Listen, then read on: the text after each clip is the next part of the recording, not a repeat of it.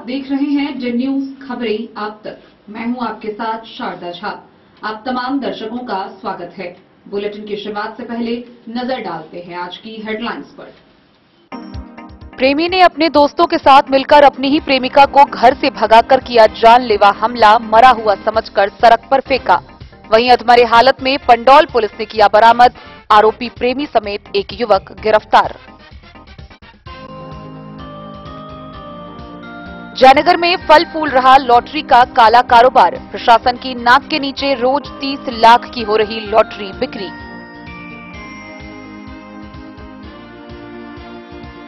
राजनगर थाना की पुलिस ने गांजा बरामदगी मामले में एक फरार अभियुक्त को किया गिरफ्तार, भेजा जेल। झंझारपुर के आरएस थाना क्षेत्र के दीप गांव में आपसी रंजिश के कारण दो पक्षों में हुई मारपीट, 9 लोग घायल।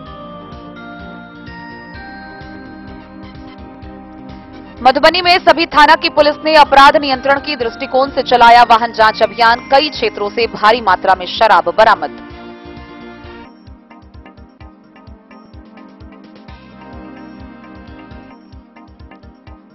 झंझारपुर में भैरवस्थान थाना क्षेत्र के नवटोली के समीप ऑटो और स्कॉर्पियो की हुई टक्कर, 5 घायल।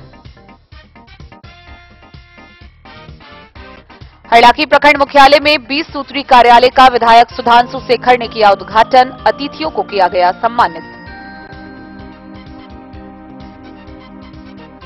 और मधुबनी के फर्स्ट क्राई इंटेलिटॉट्स स्कूल में मनाया गया मदर्स डे, बच्चों के साथ उनकी माएं भी हुई शामिल।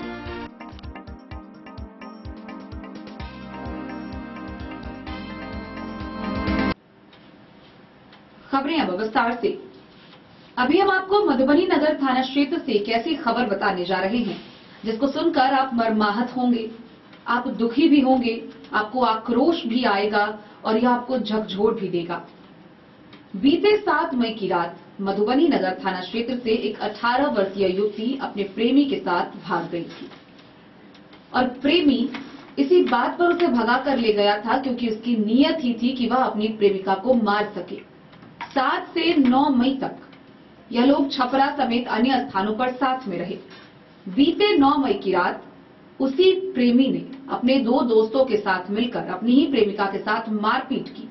मारपीट ही नहीं की बल्कि उसे मरा हुआ समझकर पंडौल थाना क्षेत्र के सड़क किनारे फेंक दिया। इसके बाद स्थानीय लोगों ने जब उसे देखा तो डायल 112 को इसकी सूचना दी। डायल 112 की पुलिस मौके पर पहुंची और उसे अधमरे हालत में बरामद किया। गनीमत रही कि प्रेमिका की मृत्यु नहीं हुई थी, वह जिंदा थी जिसका इलाज किया जा रहा है। वहीं इस मामले में प्रेमिका के बयान पर कथित आरोपी प्रेमी व उसके दोस्त को गिरफ्तार किया गया है। एक अज्ञात की गिरफ्तारी करने के लिए अभी भी पुलिस छापेमारी कर रही है। आइए हम आपको दिखाते हैं विस्तार से क्या है ये पूरी वारदात।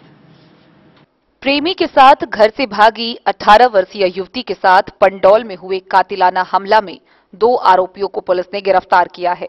मामले को लेकर पंडौल थाना में मामला दर्ज किया गया है। मधुबनी से नगर थाना क्षेत्र से अपने प्रेमी के साथ 7 मई को एक युवती घर से भागी थी, जिसके साथ शुक्रवार की रात बुरी तरह मारपीट की गई। पंडौल थाना क्षेत्र में मरा हुआ समझकर युवती को छोड़ वह अपने दोस्तों के साथ वहां से फरार हो गया। 112 नंबर की मदद से स्थानीय लोगों ने पुलिस को सूचना दिया। सूचना पर पुलिस ने घायल युवती को प्राथमिक उपचार के बाद सदर अस्पताल भेज दिया, जहां से बेहतर उपचार के लिए उसे डीएमसीएच भेज दिया गया, जहां दिए गए फर्द बयान के आधार पर पंडौल में मामला दर्ज किया गया है। युवती की शिकायत पर 2 आरोपियों को गिरफ्तार किया गया है, जिसकी पहचान दरभंगा के कृष्णा भगत बच्चामन दरभंगा तथा सकरी थाना क्षेत्र के भवानीपुर निवासी रोशन कुमार दास के रूप में हुई है। युवती के अनुसार वह 12वीं कक्षा पास की है, जहां आरोपी युवक कृष्णा भगत से 2 वर्षों से प्रेम प्रसंग चल रहा था। इस बीच दोनों कई बार मिले। जब युवती गर्भवती हुई तो युवक पर शादी का दबाव बनाने लगी। 7 से 9 मई तक दोनों छपरा व अन्य स्थान पर साथ थे, जबकि शादी के दबाव से बचने के लिए युवक ने अपने दोस्त से मिलकर पंडौल थाना क्षेत्र में लड़की को जान मारने की नीयत से लाया था, जहां 3 युवकों ने मिलकर उसके साथ मारपीट की। थानाध्यक्ष मोहम्मद नदीम ने बताया कि 2 आरोपियों को गिरफ्तार किया गया है, जबकि एक अज्ञात की तलाश की जा रही है। फिलहाल लड़की खतरे से बाहर है। Bureau report, Madhubani. आइए हम आपको बता रहे हैं जयनगर के एक ऐसे काले सच के बारे में जो वहां के बच्चों को, युवाओं को, महिलाओं को अंधेरे में झोंक रहा है। काला सच लॉटरी बिक्री का। लाखों में लॉटरी की बिक्री की जाती है। सूत्रों की माने तो जयनगर प्रखंड व आसपास के इलाकों में एक दिन में 30 लाख की लॉटरी की बिक्री की जाती है और इसकी लत शराब जैसे कई अन्य नशे से भी ज्यादा बुरी है। और सबसे हैरत की बात यह है कि यह सब प्रशासन के नाक के नीचे हो रहा है। सूत्रों की माने तो यह सफेद पोश के संरक्षण में की जा रही है। आइए हम आपको दिखाते हैं ये पूरी खबर। बिहार में लॉटरी पर प्रतिबंध के बावजूद सीमावर्ती शहर जयनगर में प्रशासनिक और सफेद पोश के संरक्षण में नशे की तरह लॉटरी का धंधा फल फूल रहा है। सीमावर्ती क्षेत्रों में प्रत्येक दिन करीब 30 लाख रुपए से लॉटरी का धंधा धंधेबाज के द्वारा किया जाता है। लखपति बनने की चाहत ने लोगों को कंगाल बना रखा है। मजे की बात है कि प्रशासन के नाक के नीचे लॉटरी का धंधा चल रहा है, जिस पर कार्रवाई नहीं की जा रही है। शहरी क्षेत्र के शहीद चौक, सहारा इंडिया गली, महावीर चौक, स्टेशन चौक एवं स्टेशन चौक के एक मार्केट में कार्यालय में काउंटर लगाकर ऐसे धंधे का खुलेआम किया जा रहा है। प्राप्त सूत्रों के अनुसार जयनगर में लॉटरी के 4 थोक विक्रेता हैं। इन थोक विक्रेताओं को मधुबनी और राजनगर में छपे लॉटरी को पहुंचाकर खुदरा विक्रेताओं को दिया जाता है। जानकारी के अनुसार बिहार में लॉटरी के बिक्री पर प्रतिबंध लगा है। बावजूद जयनगर समेत ग्रामीण क्षेत्रों में सफेदपोश और प्रशासनिक साठगांठ से लॉटरी का धंधा फल फूल रहा है। लॉटरी का इस्तेमाल करने वाले लोगों को शराब से अधिक नशा होता है। लखपति बनने की चाहत में लोग दिनों दिन कंगाल हो रहे हैं। सूत्रों ने बताया कि यहां बिक्री होने वाला लॉटरी दिल्ली के अलावे दरभंगा, मधुबनी, पंडौल में प्रिंट कर यहां बेचा जा रहा है।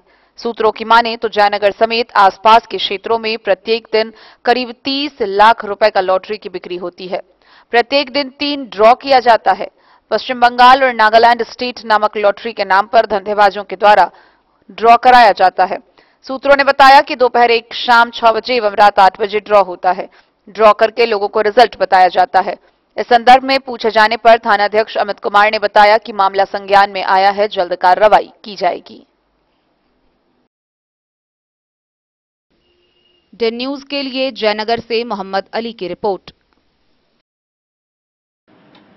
राजनगर थाना की पुलिस ने गांजा बरामदगी मामले के एक फरार अभियुक्त को गिरफ्तार किया है। फरार अभियुक्त आस्तिक झा इस पूरे गांजा बरामदगी मामले का मास्टरमाइंड था, जिसकी पुलिस तलाश कर रही थी। उसे गिरफ्तार कर आगे की कार्रवाई के लिए न्यायिक हिरासत में भेज दिया गया है। राजनगर थाना पुलिस ने गांजा बरामदगी मामले में फरार एक अभियुक्त को गिरफ्तार कर रविवार को न्यायिक हिरासत में भेज दिया। गिरफ्तार अभियुक्त राजनगर थाना क्षेत्र अंतर्गत रामपट्टी विसारा टोल गांव निवासी सीतांबर झा का पुत्र आस्तिक झा बताया जा रहा है।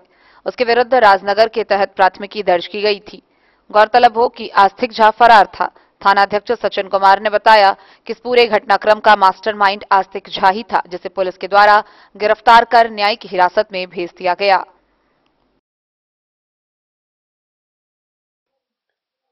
राजनगर से अजहर हुसैन की रिपोर्ट।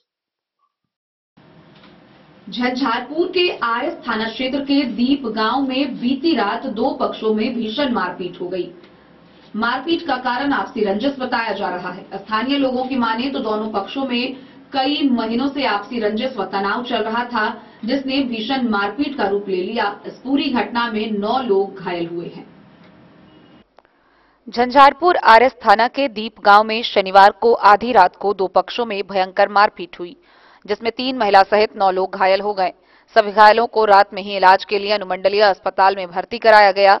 इसमें गंभीर रूप से घायल 17 वर्षीय मोहम्मद सलीम को प्राथमिक उपचार के बाद बेहतर चिकित्सा के लिए दरभंगा मेडिकल कॉलेज अस्पताल रेफर किया गया है।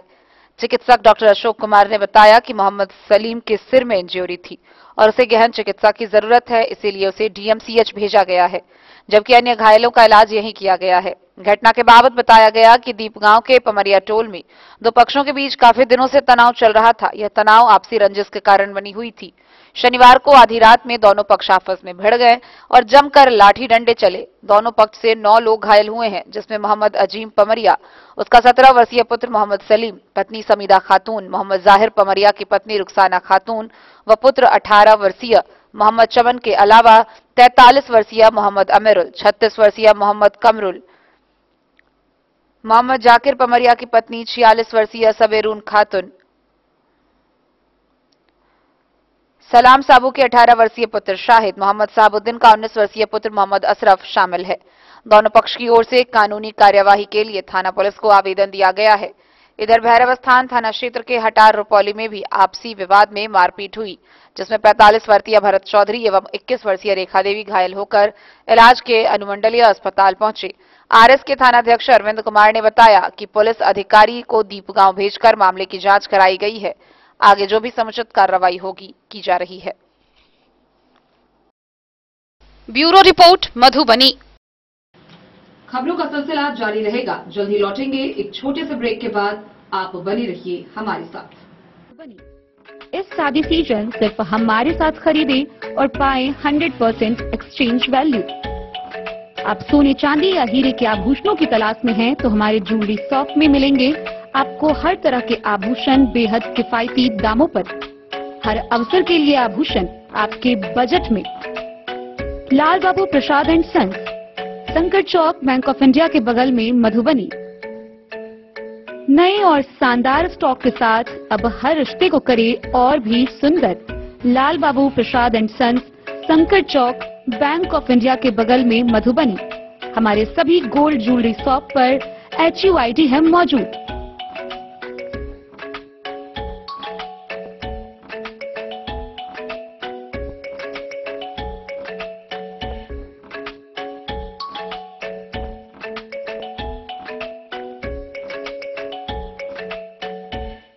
ट्रेंड के इस जमाने में क्या आप भी चाहते हैं स्टाइलिश और फैशनेबल कपड़े? क्या आप अपने लुक को अपग्रेड करना चाहते हैं? अगर हाँ, तो आज ही आएं Bombay fashion readymade sari showroom. हमारे पास पुरुषों, महिलाओं और बच्चों के लिए है नए से नए फैशन ट्रेंड में कपड़े और एक्सेसरीज का लार्ज कलेक्शन। आपके बजट और हर अवसर के लिए खास। चाहे काम के लिए हो नए आउटफिट की तलाश, या पार्टी के लिए ड्रेस, या किसी खास अवसर के लिए सूट, सलवार और साड़ी, हमारे पास है हर एक ब्रांड। क्रिम्सन क्लब, मुफ्ती, टर्टल और किलर के SIS स्टोर्स। इसके अलावा रेमंड, स्पार्की, जॉकी, लक्ष्मीपति, मान्यवर, ब्लैकबेरी, नवाब पार्कर जैसे बड़े ब्रांड। तो देर किस बात की, आज ही आए बॉम्बे फैशन साड़ी एवं रेडीमेड शोरूम। हमारा पता है महिला कॉलेज रोड, मधुबनी।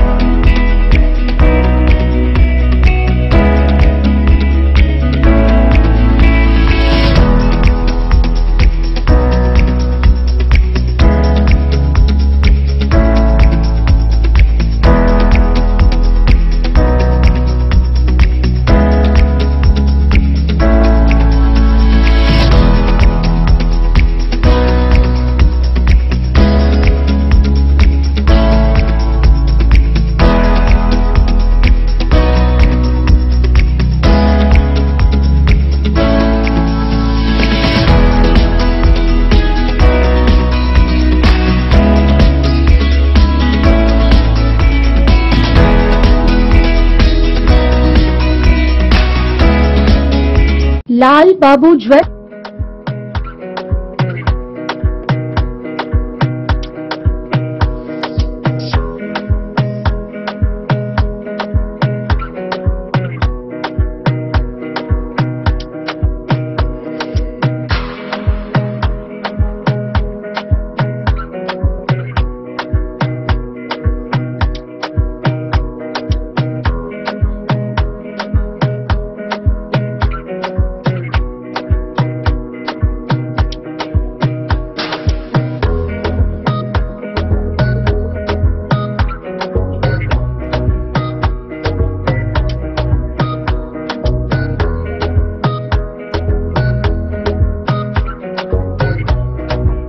महादेव शाह अमरनाथ प्रसाद ज्वेलर्स, गांधी चौक, राजनगर बाजार, मधुबनी। गोकुल राज,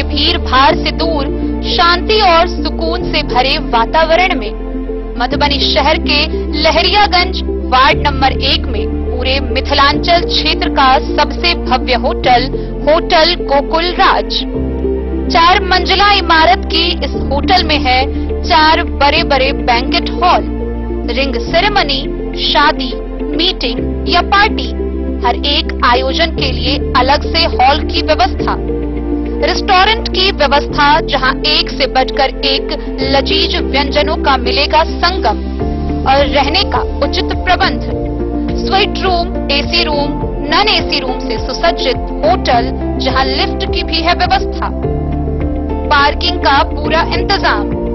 तो आइए और जिंदगी में खुशियों से भरी यादें शामिल करिए। होटल गोकुल राज मधुबनी में आप लोगों का स्वागत है। होटल गोकुल राज, लहरियागंज, वार्ड नंबर 1, मधुबनी। आनंद मिशन विद्यापीठ शिक्षा के क्षेत्र में एक नया आयाम अब छोटे बच्चों के लिए भी आधुनिक सुविधाओं के साथ उपलब्ध। विवेकानंद मिशन विद्यापीठ जूनियर, जहां क्लास प्री नर्सरी से 5th स्टैंडर्ड तक के बच्चों का एडमिशन प्रारंभ है। अगर आप भी चाहते हैं अपने बच्चों का शिक्षा के क्षेत्र में बेहतर विकास, तो विवेकानंद मिशन विद्यापीठ जूनियर है आपके लिए तैयार। 2.5 से 10 वर्षों के बच्चों के लिए आपको मिलेगा आधुनिक सुविधाओं के साथ एक बेहतर शिक्षा का माहौल। सीबीएसई बेस्ड करिकुलम सिलेबस के साथ साथ स्टूडेंट्स होंगे art and craft, game and sports और कल्चरल एक्टिविटीज में अव्वल। इंग्लिश मीडियम के माहौल के बीच स्टूडेंट्स बनेंगे स्मार्ट, जहां किताबी ज्ञान के साथ साथ हर क्षेत्र में स्टूडेंट्स होंगे अवेयर। हॉबीज और इंटरेस्ट को मिलेगी प्राथमिकता। तो आइए और अपने बच्चों के बेहतर भविष्य के लिए आज ही नामांकन करवाइए। विवेकानंद मिशन विद्यापीठ जूनियर, हमारा पता है तिरहुत कॉलोनी, नगर परिषद। मधुबनी पुलिस के द्वारा अपराध नियंत्रण के दृष्टिकोण से विभिन्न थाना क्षेत्रों में एक साथ वाहन जांच अभियान चलाया गया। वहीं बीती रात मधुबनी पुलिस के विभिन्न थाना क्षेत्रों में अपराध नियंत्रण के दृष्टिकोण से विधि व्यवस्था संधारण को लेकर विभिन्न जगहों पर गश्ती की गई। गश्ती के दौरान भारी मात्रा में शराब बरामद किए गए, कई वाहन भी जब्त किए गए, वहीं शराब तस्कर को गिरफ्तार किया गया। सोमवार को मधुबनी पुलिस द्वारा जिला के सभी थानों में एक साथ अपराध नियंत्रण के दृष्टिकोण से वाहन चेकिंग की गई। मधुबनी पुलिस द्वारा शराब कारोबारियों के विरुद्ध कार्रवाई करते हुए 742 लीटर विदेशी शराब एवं एक ट्रक को फुलपरास थाना क्षेत्र से गिरफ्तार किया गया। 674 लीटर देशी शराब एवं एक 4 पहिया वाहन के साथ 2 शराब कारोबारी को बाबूबरही थाना क्षेत्र से गिरफ्तार किया गया। 360 लीटर देशी शराब एवं एक 4 पहिया वाहन के साथ एक शराब कारोबारी को खिरहर थाना क्षेत्र से गिरफ्तार किया गया। गौरतलब हो कि बीते 11 मई को रात्रि गश्ती के दौरान मधुबनी पुलिस द्वारा अपराध एवं अपराधियों पर अंकुश लगाने, शांति व्यवस्था बनाए रखने हेतु अपने अपने थाना क्षेत्रों में भ्रमणशील रहकर संदिग्ध स्थलों पर विशेष निगरानी की गई। Bureau report, Madhubani. झंझारपुर में भैरव स्थान थाना क्षेत्र के नवटोली के समीप एक ऑटो और स्कॉर्पियो में जोरदार टक्कर हो गई। इस घटना में 5 लोग गंभीर रूप से घायल हो गए। इसमें एक की हालत नाजुक देखते हुए उसे आगे रेफर किया गया है। बाकी अन्य 4 का स्थानीय अस्पताल में इलाज चल रहा है। झंझारपुर से गुजर रही NH 27 पर भैरवस्थान थाना के नवटोली मोड़ के समीप शनिवार की रात स्कॉर्पियो और ऑटो के बीच हुई टक्कर में 5 लोग घायल हुए हैं। सभी घायलों को इलाज के लिए अनुमंडलीय अस्पताल लाया गया, जहां इमरजेंसी वार्ड में भर्ती कर उपचार किया गया। इसमें गंभीर रूप से एक घायल भैरवस्थान के ही नरवार गांव के रामदेव झा के पुत्र 30 वर्षीय अभिषेक कुमार झा को प्राथमिक उपचार के बाद मधुबनी सदर अस्पताल रेफर कर दिया गया। चिकित्सक डॉक्टर अशोक कुमार ने बताया कि अभिषेक को बेहतर चिकित्सा के लिए रेफर किया गया है। इधर अन्य घायलों में नरवार के ही रामदेव झा के दूसरे पुत्र 28 वर्षीय अमित कुमार झा, 23 वर्षीय बिरजू मंडल, ऑटो चालक 42 वर्षीय अरुण कुमार मिश्र एवं लखनौर थाना के बेलौचा गांव निवासी 62 वर्षीय जय गोविंद झा का इलाज अनुमंडलीय अस्पताल में ही किया गया और उनकी स्थिति सामान्य होने पर घर भेज दिया गया है। बताया गया है कि ये लोग अपने एक रिश्तेदार के यहां उपनयन कार्यक्रम में भाग लेकर ऑटो से अपने घर जा रहे थे। नवटोली मोड़ पर पहुंचते ही एक स्कॉर्पियो से ऑटो टकरा गई। पुलिस ने मौके पर पहुंच दोनों गाड़ी को जब्त कर लिया है। Bureau report, Madhubani. हरलाखी प्रखंड मुख्यालय में प्रखंड के 20 सूत्री कार्यालय का शुभारंभ हुआ। इसका उद्घाटन विधायक सुधांशु शेखर ने फीता काट कर किया। इस मौके पर कई लोग उपस्थित थे। वहीं मुख्य अतिथियों को पाग व दुपट्टा से सम्मानित किया गया। हरलाखी प्रखंड मुख्यालय में प्रखंड के 20 सूत्री कार्यालय का विधिवत उद्घाटन विधायक सुधांशु शेखर ने फीता काट कर किया। इस अवसर पर सभी अतिथियों को पाग व दुपट्टा से सम्मानित किया गया। कार्यक्रम की अध्यक्षता 20 सूत्री अध्यक्ष सह अधिवक्ता प्रमोद गुप्ता ने किया। कार्यक्रम को संबोधित करते हुए विधायक ने कहा कि सरकार ने जन कल्याण के हित में समिति का गठन किया है, जिससे केंद्र व राज्य सरकार की सभी योजनाओं का लाभ आम लोगों तक पहुंचे। उन्होंने कहा कि सरकार के द्वारा दी जाने वाली सभी योजनाओं की जानकारी एवं योजनाओं के लाभ में होने वाली समस्याओं के लिए 20 सूत्री कार्यालय में लोग आकर अपनी समस्याएं रख सकते हैं, जिसका त्वरित निदान किया जाएगा। वहीं अध्यक्ष ने कहा कि सरकार की योजनाओं को पूरी तत्परता और कर्मठता से जमीनी स्तर पर योग्य लाभुकों को लाभ दिलाने की ओर सरकारी दिशा निर्देशानुकूल समिति गहन रूप से निगरानी करेगी। लाभुकों को बेवजह परेशान करने वाले दोषी सरकारी कर्मियों को बख्शा नहीं जाएगा। कार्यक्रम में उपाध्यक्ष अनिल कुमार सिंह, बीडीओ सह सचिव रविशंकर पटेल, थानाध्यक्ष अनूप कुमार एवं सदस्यों में श्याम सुंदर विश्वकर्मा, युगल किशोर यादव, रणवीर सिंह समेत कई लोग उपस्थित रहे। और इसमें सभी जो सरकारी पदाधिकारी हैं, प्रखंड विकास पदाधिकारी के साथ सभी जो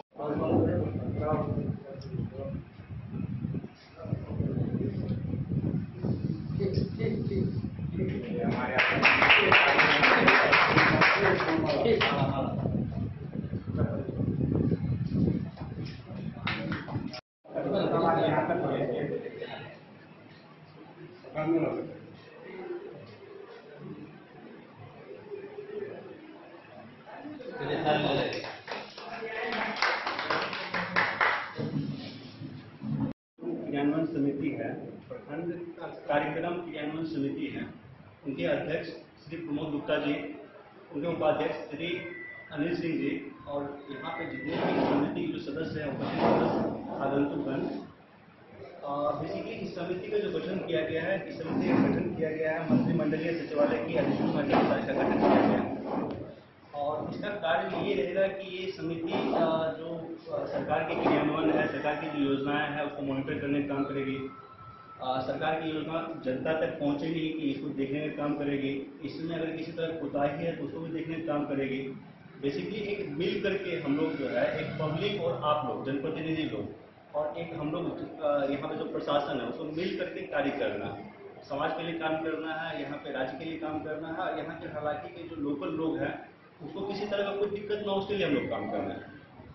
देखिए, जब ये समिति नहीं भी थी तो भी जो है माननीय अध्यक्ष जी या उपाध्यक्ष जी कभी भी हम लोग के पास आते थे किसी भी तरह कोई दिक्कत को लेकर के, उसको हम लोग सॉल्व करने का प्रयास किया, इसको सॉल्व करने का प्रयास किया।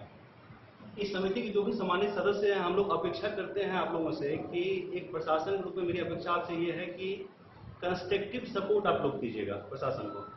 देखिए, दोनों के बगैर, एक आपके बगैर हम अधूरा, हमारे बगैर आप अधूरा, तो दोनों को मिल काम करेंगे तभी पब्लिक के लिए जो है बेहतर हम लोग तभी क्रियान्वित कर पाएंगे, बेहतर तभी काम कर पाएंगे।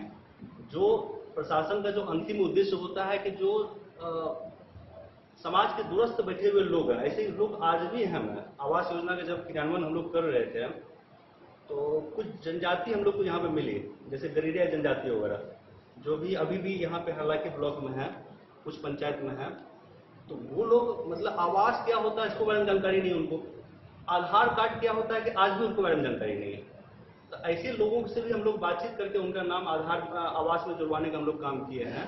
ठीक है, तो हम लोग को प्रशासन के रूप में जनप्रतिनिधि से या आप लोगों से अपेक्षा यह रहती है कि आप भी हम लोग को कंस्ट्रक्टिव सपोर्ट करें। आपके सपोर्ट के बगैर हम लोग भी आगे नहीं बढ़ पाएंगे। तो दोनों को मिलकर काम करना है और इस समिति के माध्यम से जो होगा, जो सरकार की योजनाएं हैं उसको हम लोग रेगुलेट करने का काम करेंगे, उसको मॉनिटरिंग करने का काम करेंगे, उसको देखने का काम करेंगे। बहुत बहुत धन्यवाद।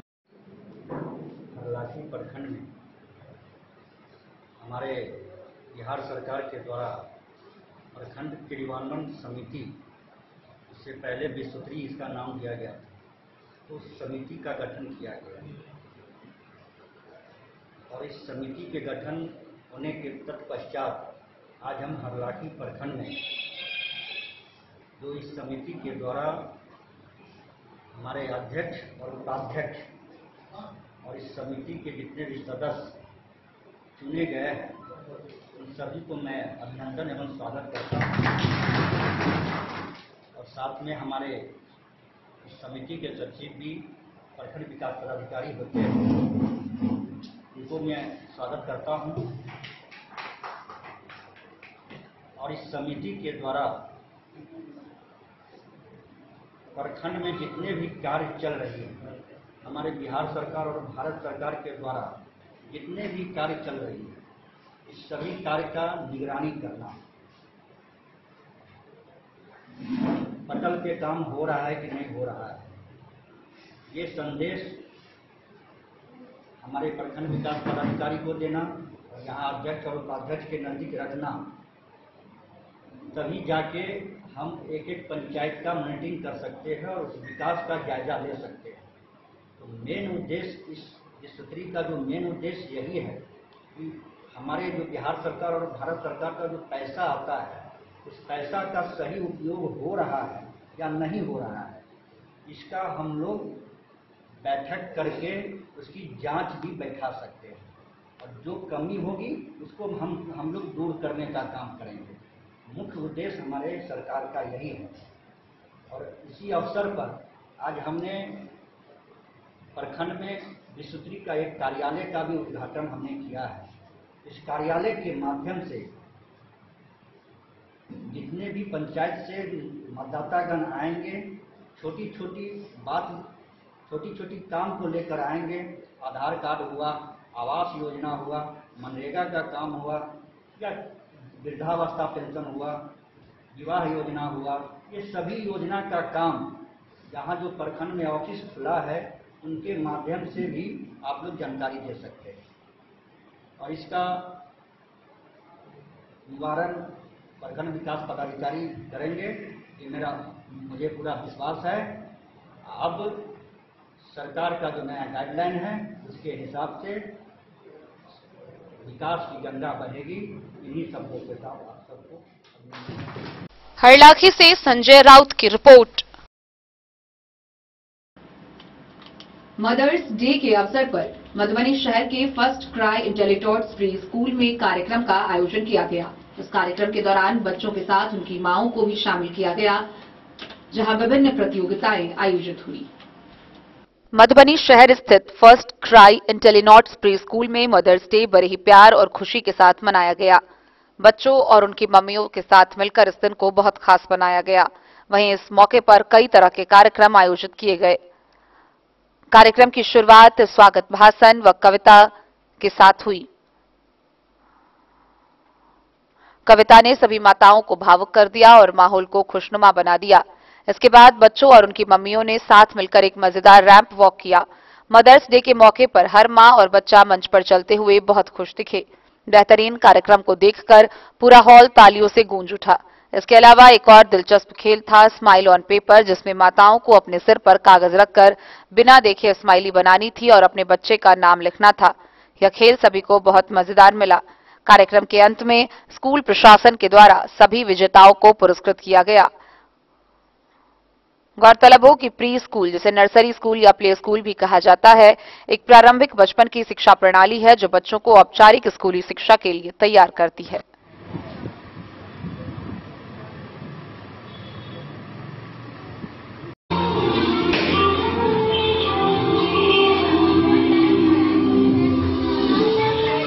मधुबनी से फिरोज आलम की रिपोर्ट।